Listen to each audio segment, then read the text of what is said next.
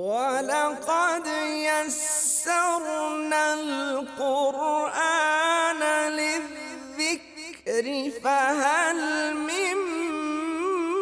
مُّدَّكِرٍ۔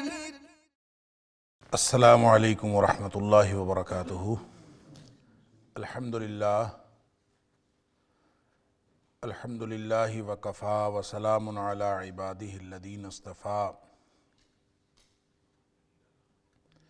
اشہد ان لا الہ الا اللہ وحدہ لا شریک لہ واشہد ان محمدا عبدہ ورسولہ صلی اللہ علیہ وآلہ وسلم۔ اللہم صلی علی محمد وعلی آل محمد کما صلیت علی ابراہیم وعلی آل ابراہیم انکا حمید مجید۔ اللہم بارک علی محمد وعلی آل محمد کما بارکت علی ابراہیم وعلی آل ابراہیم انکا حمید مجید۔ اما بعد فاعوذ باللہ السمیع العلیم من الشیطان الرجیم من ہمزہ ونفخہ ونفثہ بسم اللہ الرحمن الرحیم۔ والشعراء یتبعہم الغاوون۔ اور جو شعراء ہوتے ہیں ان کے پیچھے گمراہ لوگ چلتے ہیں۔ آیت نمبر 224 سورۃ الشعراء، یہاں سے آج کے سبق کا آغاز ہو رہا ہے، اور یہ سورہ شعراء کی آخری آیات ہیں۔ یہی وہ آیت ہے جس سے اس سورت کا نام بھی ماخوذ ہے، اور اس سے ماقبل کی آیات میں قرآن حکیم کو ایک دائمی معجزے کے طور پر بتایا گیا، اور بڑے ہی لطیف انداز میں اور بہت ہی پر اثر انداز میں جو کفار مکہ کے اور دیگر معاندین نبوت کے اعتراضات تھے قرآن حکیم پر اور نبی اکرم صلی اللہ علیہ وسلم کی نبوت پر، ان کو یہاں انتہائی پر اثر انداز میں اور لطیف انداز میں ڈسکس بھی کیا گیا اور ان کا جواب بھی دیا گیا۔ خاص طور پہ جب انہوں نے کہا کہ نبی اکرم صلی اللہ علیہ وسلم کو کبھی انہوں نے ساحر کہا کہ یہ جادوگر ہے، کبھی انہوں نے یہ کہا کہ یہ کاہن ہے، اس کو خبریں لا کے دی جاتی ہیں، تو کبھی انہوں نے شاعر کہا، تو یہ بتا دیا گیا کہ شیاطین جن لوگوں پر نازل ہوتے ہیں، شیاطین جن لوگوں کو آ کے خبریں دیتے ہیں، وہ افاق اور عصیم قسم کے لوگ ہوتے ہیں، انتہائی من گھڑت باتیں بنانے والے، جھوٹ گھڑنے والے اور گناہ کے کام کرنے والے۔ ان کا کردار بتاتا ہے کہ ان کے اوپر شیاطین کا نزول ہوتا ہے، اور شیاطین ان کو خبریں لا کے دیتے ہیں۔ اور شیاطین کی خبروں کے حوالے سے بعض اوقات کوئی نہ کوئی خبر سچی بھی ہو جاتی ہے، اور اس کے بارے میں گزشتہ درس میں بڑی تفصیل سے گفتگو ہوئی کہ یلقون السمع واکثرهم کاذبون، کہ وہ فرشتوں کی باتوں کو کان لگاتے ہیں، سنتے ہیں، اور پھر اس تک وہ پہنچ جاتے ہیں، وہ سنی سنائی بات، لیکن اکثریت اس میں جھوٹ ہوتا ہے۔ اور اس کی تفصیل نبی کریم صلی اللہ علیہ وسلم نے بتائی کہ شیاطین جو ہیں وہ کان لگا کر سنتے ہیں، جب اللہ کی طرف سے کوئی حکم ہوتا ہے، فرشتے جو ہیں وہ سنتے ہیں اللہ کا حکم، تو وہ اپنے پروں کو پھڑپھڑاتے ہیں۔ جب ان کی کچھ گھبراہٹ دور ہوتی ہے تو پھر ایک دوسرے سے گفتگو کرتے ہیں کہ اللہ کریم نے یہ فرمایا ہے، فلاں بات کی ہے۔ تو جب ان کی آپس میں یہ گفتگو ہو رہی ہوتی ہے تو اس وقت بعض اوقات، ویسے تو ان کے اوپر پابندی ہے کہ یہ ان کو سننے کے اوپر پابندی لگ چکی ہے اور یہ ان کو سننے نہیں دیا جاتا، لیکن شیاطین اپنا کام کرتے ہیں، چرا لیتے ہیں کوئی نہ کوئی چیز۔ حدیث کے الفاظ ہیں کہ چرا لیتے ہیں، اور چرا کے پھر بھاگتے ہیں، ان کے پیچھے فرشتہ بھاگتا ہے، بعض اوقات تو زمین تک پہنچنے سے پہلے ہی اس کو پکڑ لیا جاتا ہے، اور بعض اوقات وہ زمین تک پہنچتے ہیں۔ اس میں بھی اللہ تعالیٰ کی ایک حکمت ہے کہ کوئی نہ کوئی یعنی سنی سنائی بات اس میں وہ شامل کرتے ہیں، کاہن لوگ اور عراف قسم کے لوگ، حساب لگانے والے، اس میں کوئی نہ کوئی بات سچی ہو جاتی۔ وہ جو سچی بات ہو جاتی ہے، ایک سچی بات ہوتی ہے، اس میں 100 جھوٹ ملاتے ہیں پھر، اور 100 جھوٹ ملا کے وہ کہانیاں بنا بنا کے لوگوں کو بتاتے ہیں، اور ان میں سے جو ایک آدھ بات سچی ہوتی ہے اس سے لوگ جو ہے مزید گمراہ ہوتے ہیں۔ اللہ تعالیٰ معاف فرمائے۔ میں نے گزشتہ درس میں بھی عرض کیا تھا کہ جو بھی لوگ جن کے اوپر شیاطین کا نزول ہوتا ہے، اب ظاہر ہے کہ وہ نزول ہوتا ہوا ہمیں تو نظر نہیں آتا، لیکن ان کی جو نشانی اللہ کریم نے قرآن میں بتا دی اور نبی پاک صلی اللہ علیہ وسلم نے بتا دی، وہ یہ نشانی ہے کہ کوئی ایک آدھ سنی سنائی بات شیاطین ان کو بتا دیتے ہیں، ان کے پاس کوئی نہ کوئی چھوٹی موٹی بات، کوئی بات کا ٹکڑا ہوتا ہے جس سے وہ 700 جھوٹ ملا کے کہانیاں بنا کے لوگوں کو بتاتے ہیں اور گمراہ کرتے ہیں، اور پھر وہ جو کوئی سچی بات ہوتی ہے وہ مزید گمراہی کا باعث بنتی ہے۔ تو یہ ایک نشانی ہے ہمارے پاس کہ جن کا کردار جھوٹا ہو، جن کا عمل گناہ پر مشتمل ہو، جن کی زندگی صاف کردار سے خالی ہو، اور وہ شریعت کے بالکل منکر ہوں اور شریعت کے خلاف، نبی پاک صلی اللہ علیہ وسلم کی سنت کے خلاف ان کی زندگی ہو، تو اس سے پتہ چل جاتا ہے کہ ان کے اوپر شیاطین کا نزول ہوتا ہے، شیاطین کو یہ باتیں بتاتے ہیں۔ وگرنہ ظاہر ہے کہ ہم تو اس بات کا اندازہ نہیں کر سکتے کہ کس کے اوپر شیاطین کا نزول ہوتا ہے، کس کے اوپر نہیں۔ تو یہ ایک بہت بڑی نشانی اللہ کریم نے بتا دی کہ تنزل علی کل افاک اثیم، ہر جھوٹے، اور جھوٹا وہ ہوتا ہے جو من گھڑت باتیں بناتا ہے، افک کا مطلب ہوتا ہے جھوٹی بات گھڑنا۔ اور پھر خاص طور پہ پھر جو شاعری کی بات ہے والشعراء، اب ساتھ یہ بھی بتانا ضروری تھا کہ قرآن شاعر کی شاعری بھی نہیں ہے، یعنی یہ جو لوگوں کا یہ خیال ہے کہ یہ شاعری ہے، تو ایک تو سورہ یاسین میں بتا دیا کہ وما علمناہ الشعر وما ينبغی لہ، کہ نہ تو ہم نے نبی پاک صلی اللہ علیہ وسلم کو شعر سکھایا ہے، اور نہ ہی نبی پاک صلی اللہ علیہ وسلم کے لائق شان ہے کہ آپ کوئی شعر کہیں۔ لہٰذا یہ جو قرآن کے اندر ایک سیمیٹری نظر آتی ہے اور ایک ریدم نظر آتا ہے، یہ شاعری کی وجہ سے نہیں، اور یہ اس کا مطلب یہ نہیں ہے کہ وہ شاعر ہے۔ شاعروں کی کچھ خصوصیات ہوتی ہیں، اور شاعروں کی وہ 3 خصوصیات اللہ کریم نے یہاں بیان فرمائی ہیں کہ شاعروں کی کیا خصوصیات ہوتی ہیں، وہ بھی دیکھ لیں۔ اب جن کے اوپر شیاطین کا نزول ہوتا ہے، جو اپنے آپ کو کاہن عراف کہتے ہیں، ان کے پاس تو جانا ہی گناہ ہے، اور بلکہ نبی پاک صلی اللہ علیہ وسلم نے فرمایا جس نے صرف پوچھ لیا نا عراف سے جا کے کہ یار یہ ذرا مجھے میری قسمت کا حال تو بتاؤ، صرف پوچھا، فرمایا 40 دن کی اس کی عبادت نماز قبول نہیں ہوتی۔ اور اگر اس نے اس کی تصدیق بھی کر دی، کیونکہ کوئی نہ کوئی بات اس میں ایسی ہوتی ہے جس میں آدمی سمجھ لیتا ہے، وہ چاہے وہ تک بندی سے کر رہے ہوں، چاہے وہ جھوٹ بول رہے ہوں، زندگی کے معاملات میں کوئی نہ کوئی امکان تو ہوتا ہے، تو اس امکان کو آدمی یہ سمجھ لے کہ یہ سچی بات کر رہا ہے، تو کہہ دے کہ ہاں دیکھو یہ تم نے سچی بات کی ہے۔ تو یہ نبی کریم صلی اللہ علیہ وسلم فرمایا یہ ایسے ہے جیسے فقد کفر بما انزل علی محمد صلی اللہ علیہ وسلم، نبی کریم صلی اللہ علیہ وسلم پر جو کچھ شریعت نازل کی گئی اس نے اس کا کفر کر دیا۔ اللہ اکبر۔ لہٰذا یعنی اگر اس نے یہ بھی کہہ دیا کہ ہاں تو سچ کہتا ہے، من آتا عرافا او کاہنا فسالہ وصدقہ، اس سے پوچھا اور پھر کہا ہاں تو ٹھیک کہتا ہے، اور یہ ہم کہہ دیتے ہیں ہاں یہ بات تو اس کی ٹھیک ہے۔ یہ کتنا خطرناک جملہ ہے کہ کسی کو کہہ دینا یہ جو حساب دان، یہ جو ہفتہ کیسا رہے گا، آپ کا مہینہ کیسا رہے گا، اور آپ کی فلاں بات کیسی رہے گی، یہ جو قسمت کا حال لوگ بتاتے ہیں، ہم کبھی کہہ دیتے ہیں کہ ہاں یہ بات تو ٹھیک ہے۔ یہ اس قدر خوفناک بات ہے کہ ایسے ہے جیسے نبی کریم صلی اللہ علیہ وسلم کی شریعت کے ساتھ کفر کرنے کے مترادف ہے۔ اللہ تعالیٰ معاف فرمائے۔ اور ہوتا اس میں کچھ بھی نہیں، حقیقت کچھ بھی نہیں ہوتی۔ اور میں ذاتی تجربہ بھی ایک دفعہ میں نے پہلے بھی شاید آپ سے شیئر کیا ہوگا کہ جب میں ایف ایس سی میں پڑھتا تھا تو میں نے ایک پامسٹ کو دیکھا جو ہاتھ دیکھ کر لوگوں کی قسمت کا حال بتاتا تھا۔ اب میں نے اس کو دیکھا کہ وہ لوگوں کی وہ ہاتھ دیکھ رہا ہے، کبھی کہتا ہے جوڑ لو ہاتھ، وہ پھر کچھ کہتا ہے، پھر وہ کبھی کہتا ہے انگلیاں کھول لو، کبھی کہتا ہے اچھا میں نے بس اس کو آبزرو کیا۔ زندگی میں کبھی میں نے پامسٹری کی کسی کتاب کا پہلا صفحہ بھی نہیں پڑھا، مجھے پتہ ہی نہیں ہے پامسٹری کا، مجھے یہی نہیں پتہ کہ یہ لکیریں کیا ہے،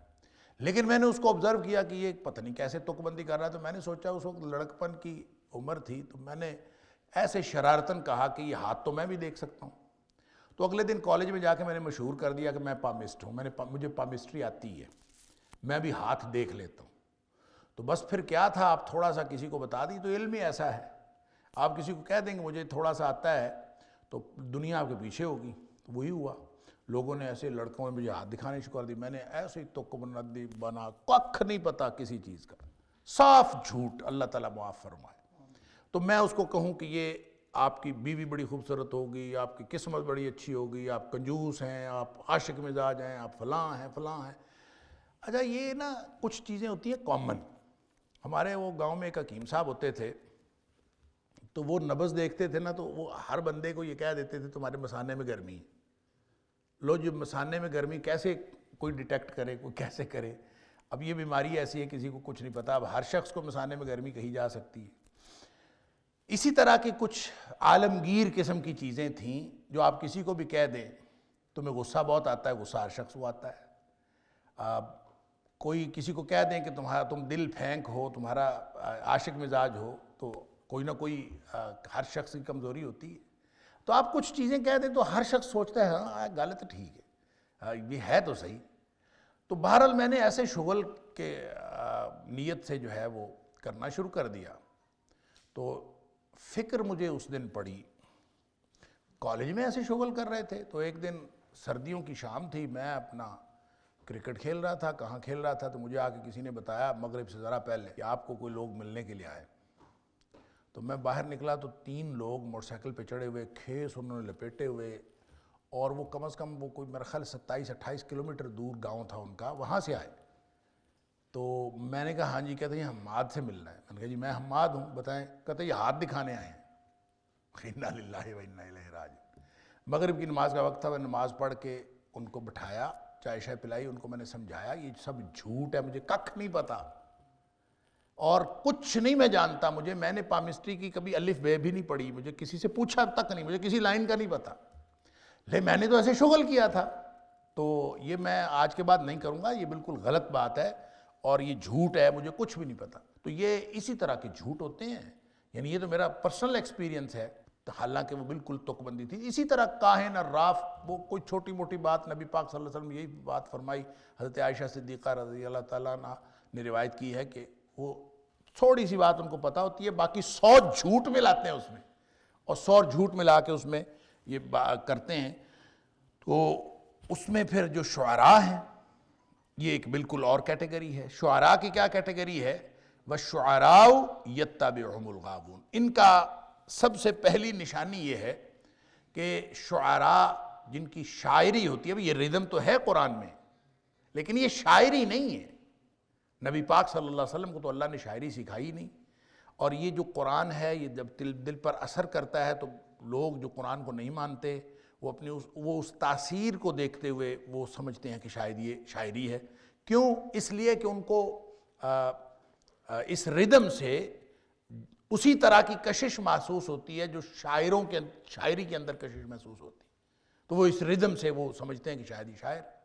جب نبی پاک صلی اللہ علیہ وسلم سورۃ الحاقہ تلاوت کر رہے تھے حرم کے اندر، اللہ اکبر، تو یہ تو بڑا معروف واقعہ ہے۔ حضرت عمر فاروق رضی اللہ تعالیٰ عنہ کو جب مسلمان نہیں ہوئے تھے تو عمر بن خطاب، تو وہ کہتے ہیں کہ میں دیکھا کہ میں تو نکلا تھا نبی کریم صلی اللہ علیہ وسلم کو تکلیف پہنچاؤں، تو میں نے دیکھا کہ آپ حرم میں نماز پڑھ رہے تھے، تو میں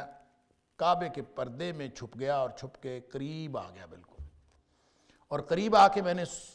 سننا شروع کیا۔ اب نبی پاک صلی اللہ علیہ وسلم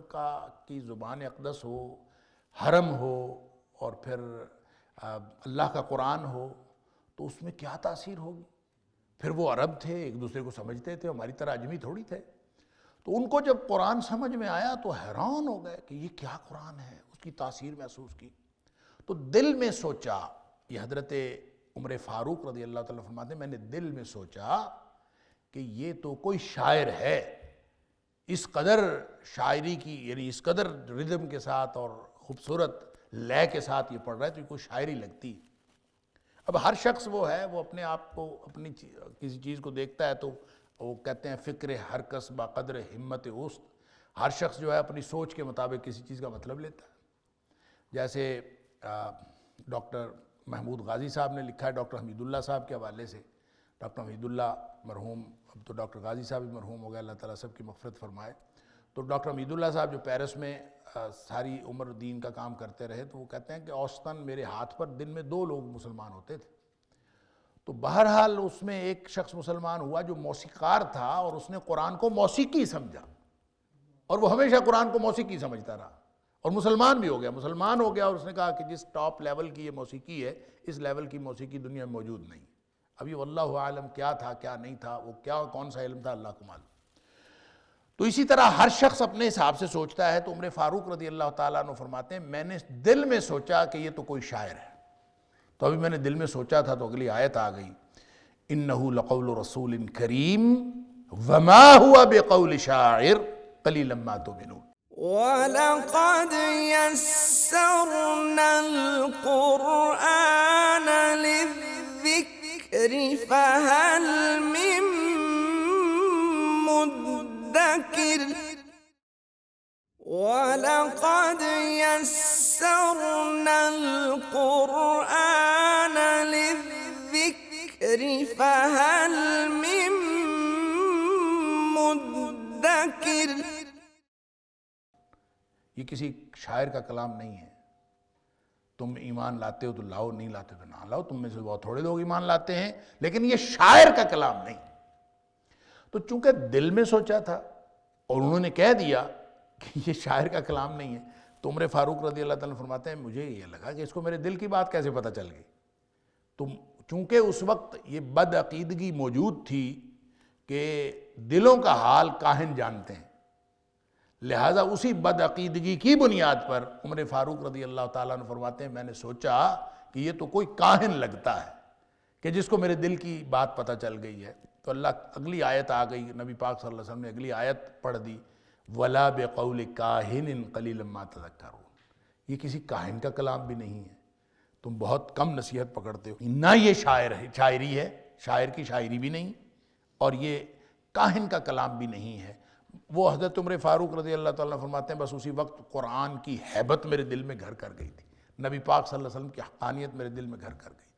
تو وہ جو دوسرا واقعہ ہوا ہے مسلمان ہونے کا، جو بہن کو قرآن پڑھتے دیکھا، جو معروف واقعہ ہے، گویا یہ دونوں واقعات اپنی اپنی جگہ پہ درست ہیں کہ عمر فاروق رضی اللہ تعالیٰ عنہ اس واقعے کے بعد اپنا ذہن بنا چکے تھے، قرآن کی حقانیت کے بارے میں ان کا ایک جھکاؤ ہو چکا تھا، پھر وہ والا واقعہ ہوا تو بالآخر مسلمان ہو گئے۔ خیر، تو شاعر جو ہوتے ہیں ان میں جو خصوصیات ہوتی ہیں وہ بھی نبی پاک صلی اللہ علیہ وسلم میں نہیں ہے، یہ بتایا جا رہا ہے۔ وَالشُّعَرَاءُ يَتَّبِعُهُمُ الْغَاوُونَ، ان کے پیچھے جو چلنے والے گمراہ لوگ ہوتے ہیں۔ غوا یغوی کا معنی ہوتا ہے گمراہ ہونا، اور غاوون جو گمراہ ہوئے ہوتے ہیں وہ ان کے پیچھے چلتے ہیں۔ گمراہ لوگ جنہوں نے رستے سے ہٹنا ہوتا ہے ان کو شاعری بڑی اچھی لگتی ہے، وہ شعراء کے پیچھے چلتے ہیں۔ اس کی وجہ یہ ہے کہ شعراء جو ہیں وہ ایسے موضوعات پر شاعری کرتے ہیں جو عام طور پہ گمراہ لوگوں کو پسند۔ ان کے جو آپ دیکھ لیں غزل جو ہے، غزل ایک صنف ہے شاعری کی، اور غزل کہتے ہی ایسی شاعری کو ہیں جس میں مرد اور عورت کی محبت کا تذکرہ ہو، اور اگر یہ یعنی ان کا بنیادی مضمون ہی یہی ہے، اس کا بنیادی موضوع یہ ہے۔ اب ظاہر ہے جب دنیا میں جتنی بھی گفتگو ہوگی وہ اسی بنیاد پر ہوگی کہ مرد اور عورت کے آپس میں کشش کیا ہے، یہی موضوعات جو ہے وہ بنیاد ہوں گے، تو ان کے پیچھے چلنے والے گمراہ لوگ ہی ہوں گے، عام کوئی سلیم الفطرت آدمی تو ان کے پیچھے نہیں چلتا۔ پھر یہ کہ ان کی باتوں کے اندر مبالغہ ہوتا ہے، کبھی وہ آسمانوں کو چڑھ جاتے ہیں، کبھی وہ زمین کی بات کرتے ہیں، کبھی وہ دین کی بات کرتے ہیں، کبھی گمراہی کی بات کرتے ہیں۔ تو فرمایا کہ ان کی دوسری نشانی یہ ہے أَلَمْ تَرَ أَنَّهُمْ فِي كُلِّ وَادٍ يَهِيمُونَ، یعنی کہ یہ شاعر کیسے ہوتے ہیں کہ یہ ہر وادی میں سرگرداں پھرتے ہوتے ہیں۔ وَفِي كُلِّ وَادٍ يَهِيمُونَ، یہیمون ہاما یہیموں کا مطلب ہوتا ہے ایسے منہ اٹھا کے پھرتے رہنا، جس کی کوئی یعنی بے معنی اور بغیر کسی مقصد کے آپ ادھر ادھر چکر لگاتے پھریں، سرگرداں پھرتے رہیں، تو وہ ہاما یہیمون۔ تو وفی کل وادی، ہر وادی میں پھرتے ہیں، مطلب ان کے لیے آپ دیکھیں گے تو ایک شاعر جو ہے وہ شاعری کرتے ہوئے ایسے لگے گا کہ وہ آسمان کی باتیں کر رہا ہے، دوسرے ہی لمحے وہ کسی اور دوسری غزل میں یا دوسری اپنی نظم میں وہ زمین کی باتیں کر رہا ہوگا۔ یعنی اس قدر اس کی شاعری کے اندر تنوع ہوگا، حتیٰ کہ جو بڑے بڑے شعراء ہیں ان کے زندگیوں میں بھی آپ کو، ان کی شاعری کے اندر بھی آپ کو تضاد نظر آئے گا۔ اقبال کو دیکھ لیں، اقبال بر صغیر کا بہت بڑا شاعر ہے، بلکہ اس کی شاعری جو ہے، اس کی بیشتر شاعری علماء کا خیال بھی ہے اور شاعروں کا خیال بھی ہے کہ بیشتر اس کی شاعری جو ہے وہ قرآن سے ماخوذ یا نبی پاک صلی اللہ علیہ وسلم کی حدیث سے ماخوذ، اسی لیے اس کو قرآن کا شاعر بھی کہتے ہیں۔ لیکن اس کی جو ابتدا ہوئی ہے وہ یہاں سے نہیں ہوئی، ابتدا اسی موضوع سے ہوئی۔ کبھی وہ اس وادی میں ہوتے ہیں، کبھی وہ اس وادی میں ہوتی ہے۔ یہ الگ بات ہے کہ بعد میں اللہ تعالیٰ نے ان کو ایک ایسا ارتقاء عطا فرمایا ان کی فکر کے اندر کہ بعد میں ان کی ساری شاعری جو ہے وہ قرآن و سنت کے گرد گھومنے لگی، اور انہوں نے باقی کی جو شاعری اپنی بقیہ زندگی میں کی ہے وہ جیسے جیسے پختہ ہوتے گئے ہیں وہ قرآن و سنت کے گرد ہی گھومتی گئی ہے۔ انہوں نے قرآن کے مفاہیم کو ہی اپنی شاعری میں بیان کرنے کی کوشش کی ہے اور لوگوں کو سوئی ہوئی ملت کو جگانے کی کوشش کی ہے، لیکن ابتدا ان کی وہی شاعری تھی جو بالکل جو موضوعات عام شاعری کے اور شعراء کے ہوتے ہیں وہی تھے۔ لہٰذا یہ جو ڈائیکاٹمی ہے یا جو تضاد ہے آپ کو اس کی شاعری بھی آج بھی نظر آتا ہے، جو پہلے اولین دور کی جو شاعری ہے اور جو بعد کے دور کی شاعری اس کے اندر یہ تضاد موجود ہے، اور یہ ہر شخص کی زندگی میں ارتقاء ہوتا ہے، لیکن جو شعراء ہیں ان کی جو بنیادی خصوصیت ہے کہ وفی کل وادی یہیمون، وہ تو پھر کرتے ہی رہتے ہیں، اس لیے کہ یہ ان کا ایک یعنی شاعری کا بنیادی کمپوننٹ ہے کہ انہوں نے ہر طرح کی شاعری کرنی ہوتی ہے۔ کبھی وہ کربلا کی بات کر رہے ہوتے ہیں، کبھی مدینہ منورہ کی بات کر رہے ہوتے ہیں، اور کبھی وہ اپنے عشق معشوقی کی بات کر رہے ہوتے ہیں، اور جس وادی میں بھی جاتے ہیں وہ پھر اس کی جزیات تک ایسے تفصیل سے بیان کریں گے جیسے آسمان سے خود ہو کے آئے۔ یعنی آپ نون میم راشد کی کریں، اس کی شاعری دیکھیں تو اس میں اللہ تعالیٰ معاف فرمائے اس طرح کی باتیں بھی ہیں، بہت سارے اور شعراء کی شاعری میں اس طرح کی باتیں ہیں جو بظاہر آپ دیکھتے جائیں تو اللہ کی شان میں گستاخی معلوم ہوتی ہے۔ یعنی نبی اکرم صلی اللہ علیہ وسلم کی شان میں گستاخی سے بڑی گستاخی اللہ کی گستاخی، اور وہ اللہ کی شان میں بھی اس طرح کی باتیں کہہ دیتے۔ تو یہ شعراء، اور پھر اس کے لیے بہت سارے اصول وضع کیے گئے، کہتے شعرانہ تصرف ہے، یہ شاعرانہ تصرف ہے، اور وہ الفاظ میں بھی شاعرانہ تصرف ہو جاتا ہے، خیالات میں بھی شاعرانہ تصرف ہو جاتا ہے، لہٰذا یہ آگے سے آگے۔ اس لیے شاعری نبی اکرم صلی اللہ علیہ وسلم کی جو تعلیم ہے، آپ کی جو دعوت ہے، وہ انتہائی سنجیدہ دعوت، وہ ایک بہت بڑے خطرے سے خبردار کرنے کے لیے ہے۔ وہ شاعر کیسے ہو سکتے ہیں؟ شاعروں کا تو کوئی سر پیر نہیں ہوتا، وہ کبھی کدھر کبھی کدھر، لیکن اللہ کے رسول صلی اللہ علیہ وسلم نے جو دعوت دی ہے وہ شاعروں کی سی دعوت نہیں ہے۔ لہٰذا نبی اکرم صلی اللہ علیہ وسلم نہ تو آپ میں یہ خصوصیت ہے کہ آپ کے پیچھے گمراہ لوگ چلتے ہوں، جن لوگوں کو عشق مشوقی سے، اس طرح کے جو رذیل قسم کے موضوعات ہیں ان سے جن کو دلچسپی ہے، وہ ظاہر ہے نبی پاک صلی اللہ علیہ وسلم کے پیچھے نہیں چلتے تھے۔ اب دیکھیں وہ نضر بن حارث جو ہے وہ جا کے یعنی لے کے آیا کہانیاں شام سے جا کے، اور وہ کہانیاں سناتے ہوئے وہ محفل برپا کرتا تھا۔ رستم اور اسفندیار اور مختلف قسم کے جو بڑے بڑے سورما تھے ان کی کہانیاں اور قصے لے کے آیا نبی پاک صلی اللہ علیہ وسلم کی دعوت کا توڑ کرنے کے لیے۔ پھر مغنیات رکھی ہوئی تھی اس نے، وہ جب دیکھتا تھا کہ نبی پاک صلی اللہ علیہ وسلم وہ دعوت دے رہے ہیں کہیں تو وہ اپنی مغنیات کی محفل، ایک گانے بجانے کی محفل سجاتا تھا تاکہ لوگ نبی پاک صلی اللہ علیہ وسلم کی طرف جو ہے متوجہ نہ ہوں، ہماری طرف آئیں۔ تو اس سے صاف معلوم ہوتا ہے کہ جو نبی کریم صلی اللہ علیہ وسلم کی دعوت تھی اس میں گمراہ لوگوں کے لیے، اوباش لوگوں کے لیے قطعاً کوئی چاشنی نہیں تھی، لہذا وہ اوباش لوگ سارے ہمیشہ اسی طرف جاتے تھے۔ اس طرح کے لوگ آپ کے پیچھے نہیں چلے، اوباش لوگوں کی دلچسپی کا کوئی سامان نہیں تھا۔ اور پھر جو زمین و آسمان کے قلابے ملانا، وفی کل وادی یہیمون، یہ بھی نبی کریم صلی اللہ علیہ وسلم کا کام نہیں تھا۔ اور تیسری بات فرمایا وَأَنَّهُمْ يَقُولُونَ مَا لَا يَفْعَلُونَ، تیسری خصوصیت شعراء کی یہ ہے کہ ان کے قول و فعل میں تضاد ہوتا ہے۔ وَأَنَّهُمْ يَقُولُونَ، اور وہ ایسا کچھ کہتے ہیں مَا لَا يَفْعَلُونَ، جو کرتے نہیں ہیں، یعنی ان کا کرنا ہوتا ہی نہیں۔ شاعر کا کام ہے صرف شاعری کرنا، اور کبھی لگے گا شاعر کی شاعری سے ایسا لگتا ہے کہ اس میں بہادری کے قصے اس طرح سے بیان کیے ہوتے ہیں، شجاعت کے، کہ ایسے لگتا ہے کہ اس شاعر سے بہادر کوئی بندہ نہیں، اور وہ چھپلی کے ڈر سے بعض اوقات گھر میں داخل نہیں ہو رہے ہوتے۔ یعنی ان کی جو قول و فعل ہے، اسی طرح سے کوئی بھی چیز اپنی جو خصوصیت ہے، تصوف کی بات ہے، دین کی بات ہے، نیکی کی بات ہے، وہ اس طرح سے بیان کریں گے کہ لگتا ہے کہ اس سے تو نیک آدمی کوئی نہیں، اس سے تو بڑا صوفی کوئی نہیں، لیکن وہ کیا ہوگا کہ وہ اپنے قول اس کا اور ہوگا، شاعری اس کی اور ہوگی، اس کا زندگی، اس کے کردار کے اندر اس طرح کی کوئی چیز موجود نہیں ہوگی۔ واللہ اعلم بالصواب۔ لیکن یہ قول و فعل کا تضاد، حالانکہ یہ قول و فعل کا تضاد اتنا بڑا گناہ ہے کہ قرآن کہتا ہے کابر مقتا عند اللہ ان تقولوا ما لا تفعلون، یہ اللہ کی شدید ناراضگی کی بات۔ اللہ شدید ناراض ہوتا ہے اس بات سے کہ آدمی وہ چیزیں کہے جو کرتا نہیں ہے، یا جو آدمی کہتا ہے وہ کرتا نہیں۔ الا الذین آمنوا وعملوا الصالحات۔ اب دیکھیں یہاں تک ہم نے جو بات پڑھی شاعری کے بارے میں، تو لگتا یہ ہے کہ شاعری تو نری گمراہی ہے، شاعری نری گمراہی ہے، اور اس کے اندر کوئی جواز کی بات نہیں ہے۔ نبی پاک صلی اللہ علیہ وسلم کو شاعری نہیں سکھائی گئی، وما علمناہ الشعر وما ينبغی لہ، آپ کے لائق شان بھی نہیں ہے کہ آپ کوئی شاعری سیکھیں۔ اور اسی طرح سے نبی پاک صلی اللہ علیہ وآلہ وسلم نے فرمایا کہ کوئی شخص ایسی شاعری اپنے پیٹ میں رکھے، اس سے بہتر ہے کہ اس کے پیٹ میں پیپ اور خون بھر جائے، جس سے اس کا پیٹ گل جائے، وہ زیادہ بہتر ہے بجائے اس کے کہ اس کے اندر، اور اس سے مراد ظاہر ہے وہی شاعری ہے جو شاعری یہ ایسے گھٹیا اور رذیل موضوعات کی شاعری ہے جو انسان کو دین سے دور کرتی ہے، وہ شاعری ہے۔ لہٰذا اس طرح کی شاعری ہوگی تو نبی پاک صلی اللہ علیہ وسلم کو فرمان ہے لَإِن يَمْتَلِعَ جَوْفُ الرَّجُلِ قَيْحًا يَرِيهِ، کسی شخص کا پیٹ جو ہے وہ پیپ سے بھر جائے، اللہ اکبر، اور وہ اس کو گلا سڑا دے اس کے جسم کو، فرمایا خیر من ان یمتلع شعرا، اس بات سے بہتر ہے کہ اس کے پیٹ میں شاعری جمع ہوئی ہو۔ تو یہ گویا شاعری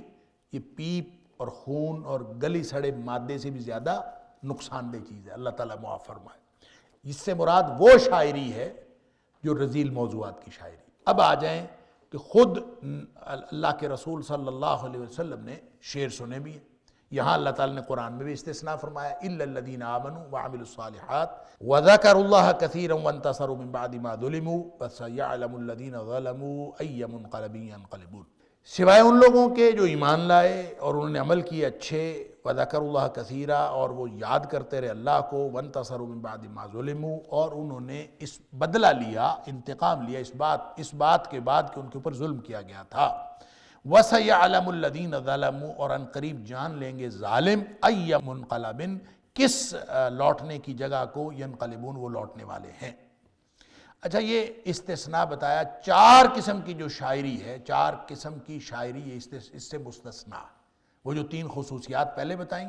یہ شعراء تو ہیں جو گمراہ ہیں، ان کے پیچھے چلنے والے گمراہ ہیں، یہ ہر وادی میں گھومتے پھرتے ہیں، نیکی بدی، کبھی نیکی ایسی بتائیں گے کہ بندہ حیران رہ جاتا ہے کہ اس سے نیک کوئی نہیں ہوگا، کبھی بدی کے ایسے موضوعات کریں گے کہ وہ یہ جو زمین آسمان کے قلابے ملا دیں گے۔ اب دیکھیں آپ عربوں کی شاعری بھی دیکھ لیں، امرؤ القیس جو ہے اس کی شاعری دیکھیں، عجیب و غریب، آج بھی جو عربوں کی شاعری ہے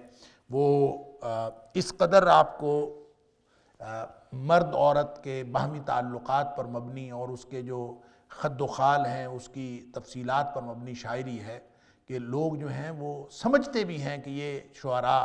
اس طرح کے جو شعراء ہیں جن کی شعر کے اندر سوائے رذیل موضوعات کے اور کچھ نہیں ہے۔ وَلَقَدْ يَسَّرْنَا الْقُرْآنَ لِلذِّكْرِ فَهَلْ مِن مُدَّكِرٍ وَلَقَدْ يَسَّرْنَا الْقُرْآنَ لِلذِّكْرِ فَهَلْ مِن مُدَّكِرٍ، وہ ان کو پڑھتے بھی ہیں، خوب مزے بھی لیتے ہیں، اور خود ان کا نام بھی اسی طرح کا رکھا ہوا ہے کہ یہ جو ہے یعنی ہے تو یہ شاعر اور یہ الملک الدلیل، امرؤ القیس کو کہتے ہیں یہ الملک الدلیل ہے، یہ گمراہ بادشاہ ہے، یعنی دلیل کا مطلب گمراہ ہی ہوتا ہے۔ جس طرح ہمارے پنجابی میں یا اردو میں ایک اصطلاح چلتی ہے رند کے رند رہے اور ہاتھ سے جنت نہ گئی، تو جو یہ اصطلاح ہے اسی طرح کی اصطلاح ہے الملک الدلیل، یعنی ایک ایسا بادشاہ جو رند ہے، بس وہ یعنی گمراہی کے اندر، وہ پھر اس کے اندر توجیحات کرتے ہیں کہ اس کی گمراہی کے اندر بھی ایک روحانیت موجود ہے۔ آج بھی بہت سارے لوگ کہتے ہیں، عجیب و غریب بات ہے، آج بھی بہت سارے لوگ، میں کل پرسوں ایک کلپ سن رہا تھا تو وہ کوئی خاتون کہہ رہی تھی کہ میں پریکٹسنگ مسلم نہیں ہوں، آئی ایم اے اسپرچول۔ کمال ہے،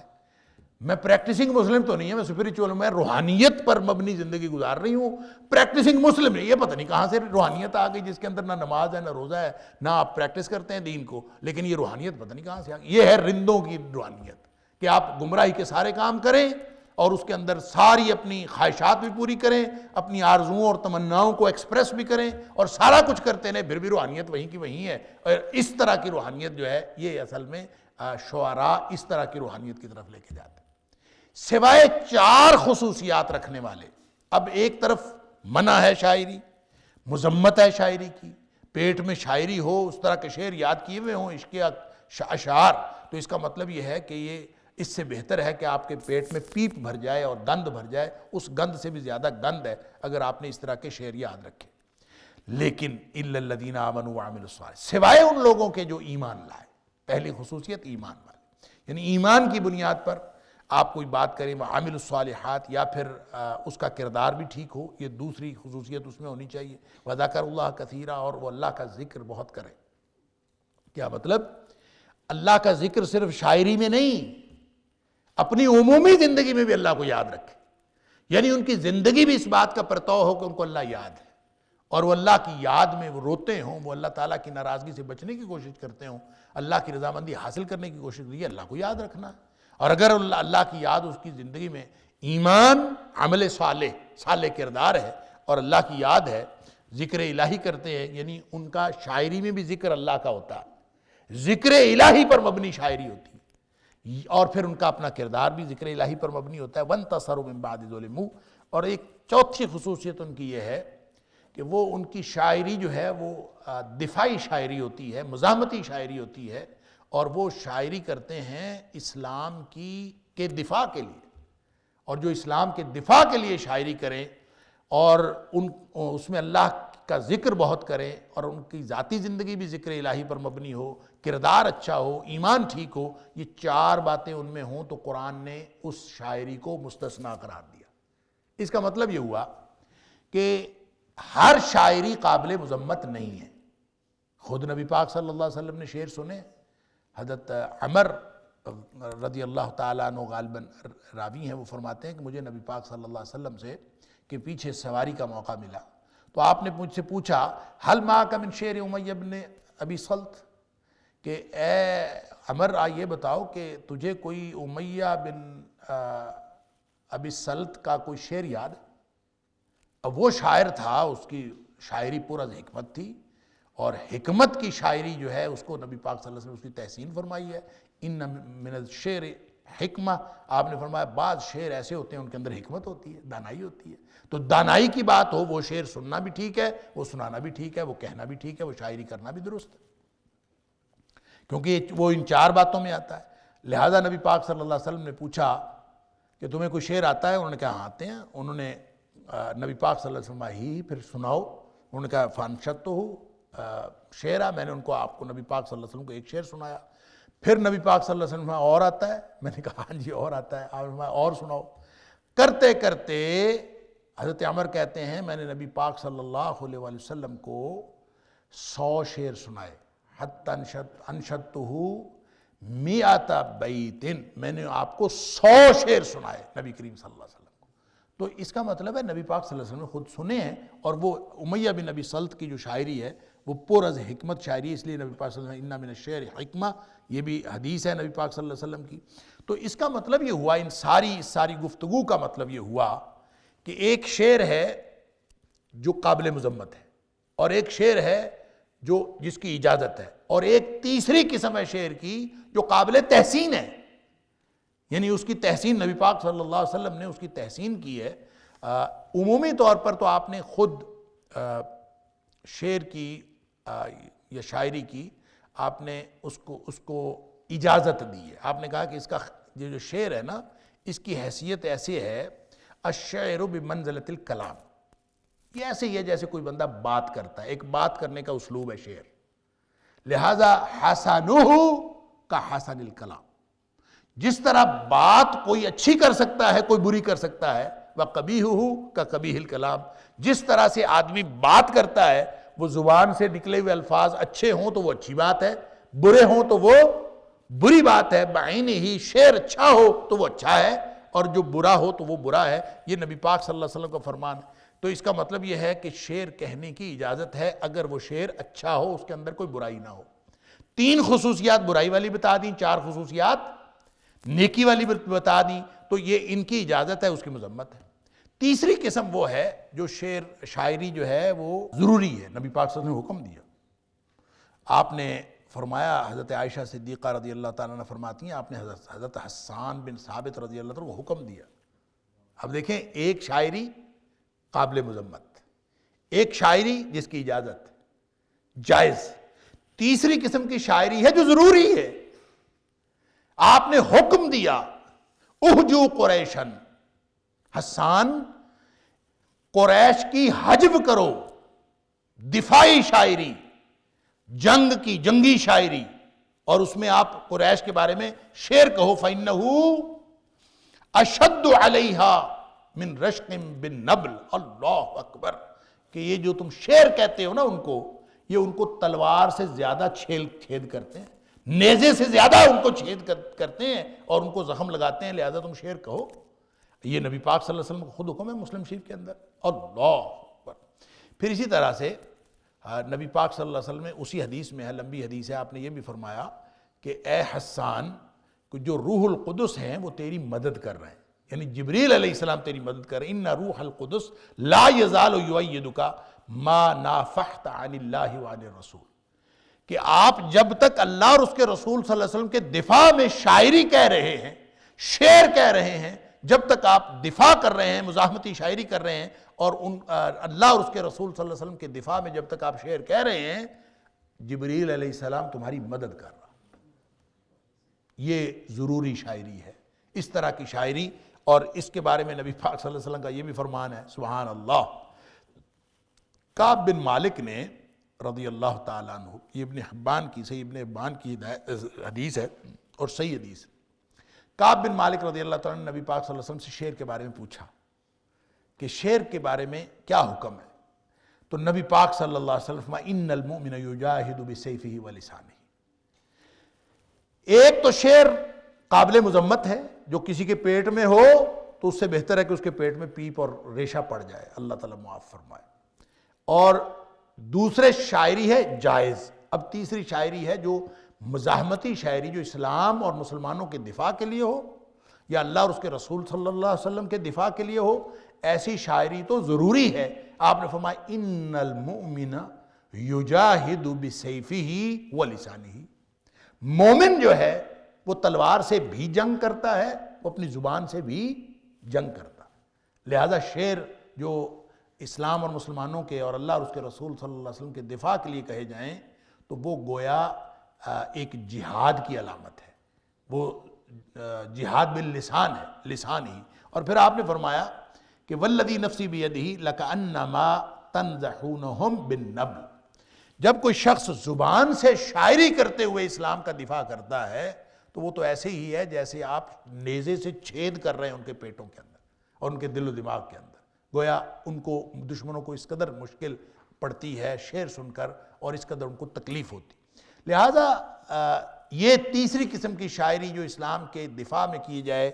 وَانْتَصَرُوا مِن بَعْدِ مَا ظُلِمُوا، ایمان موجود ہو بنیاد میں، کردار موجود ہو، عامل الصالحات، وَذَكَرُوا اللَّهَ كَثِيرًا، اللہ بہت یاد ہو، اور اللہ کی یاد جو ہے وہ شاعری کے اندر بھی ہو، اپنی زندگی کے اندر بھی ہو، اور پھر آپ مزاحمتی شاعری کریں اور دفاعی شاعری کریں، وَانْتَصَرُوا مِن بَعْدِ مَا ظُلِمُوا، اور انتقام لیں من بعد ما ظلموا، اس کے بعد کہ آپ کے اوپر ظلم کیا گیا ہو، تو یہ شاعری اللہ کے ہاں نہ صرف یہ کہ جائز ہے بلکہ بہت ہی پسندیدہ اور ضروری شاعری ہے۔ اللہ اکبر۔ وَسَيَعْلَمُ الَّذِينَ ظَلَمُوا، اور ان قریب جان لیں گے ظالم۔ اب یہ ظالم کون ہے؟ یہاں پہ ظالم سے مراد وہ ہیں جو قرآن کے بارے میں اور نبی اکرم صلی اللہ علیہ وسلم کے بارے میں مختلف قسم کی ہرزہ سرائی کرتے تھے، کیونکہ مضمون وہی چل رہا ہے، آپ کو ساحر کہنے والے، آپ کو کاہن کہنے والے، اور آپ کو شاعر کہنے والے، کہ آپ کو جادوگر بھی کہتے ہیں، شاعر بھی کہتے ہیں، کاہن بھی کہتے ہیں، مختلف قسم کی باتیں ہرزہ سرائی کرتے ہیں، یہ ظالم لوگ ہیں۔ وَسَيَعْلَمُ الَّذِينَ ظَلَمُوا، یہ ظالم ان قریب جان لیں گے أَيَّ مُنْقَلِبٍ يَنْقَلِبُونَ، کہ یہ کس لوٹنے کی جگہ کی طرف یہ لوٹ کر جا رہے ہیں، گویا اپنے آخری ٹھکانہ جو ہے جس کو بئس المہاد کہا ہے قرآن نے، اللہ تعالیٰ معاف فرمائے، کہ اس جہنم کی طرف یہ جا رہے ہیں، اور ان قریب جان لیں گے کہ ان کے لوٹنے کی جگہ یہ کیا ہے۔ دیکھیں یہ بہت ہی خوفناک انجام ہے کہ انسان کو یہ پتہ بھی چل جائے کہ میری آخرت میں میری جو منزل ہے وہ جہنم ہے، اللہ تعالیٰ معاف فرمائے، اور انسان اس سے بچ بھی نہ سکے، یہ انتہائی خوفناک جگہ ہے۔ اللہ تعالیٰ ہم سب کو محفوظ فرمائے۔ اللہم احسن عاقبتنا فی الامور کلہا واجرنا من خزی الدنیا وعذاب الآخرہ، اللہ ہر چیز کا جو انجام ہے وہ بہترین کر، احسن عاقبتنا فی الامور کلہا، اللہ ہمارا انجام تمام کے تمام کاموں میں بہترین کر دے، ہمارے چھوٹے چھوٹے کام ان کا بھی انجام اچھا کر دے، ہمارے بڑے کام ان کا بھی انجام اچھا کر دے، ہماری زندگی کا انجام اچھا کر دے۔ وَأَجِرْنَا مِنْ خِزْيِ الدُّنْيَا وَعَذَابِ الْآخِرَةِ، اللہ ہمیں دنیا کی رسوائیوں سے بچا لے اور آخرت کے عذاب سے بچا لے۔ کتنی کمپریہنسو دعا ہے۔ اللہ تعالی ہم سب کی دنیا بھی اچھی کرے، آخرت بھی اچھی کرے، اور اللہ تعالی ہم سب کو جنت الفردوس میں نبی اکرم صلی اللہ علیہ وسلم کی ہمسائیگی میں اکٹھا فرمائے۔ اللہ کی توفیق سے الحمدللہ یہ سورہ شعراء مکمل ہوئی۔ إن هذا القرآن يهدي للتي هي أقوم ويبشر المؤمنين الذين يعملون الصالحات أن لهم أجرا كبيرا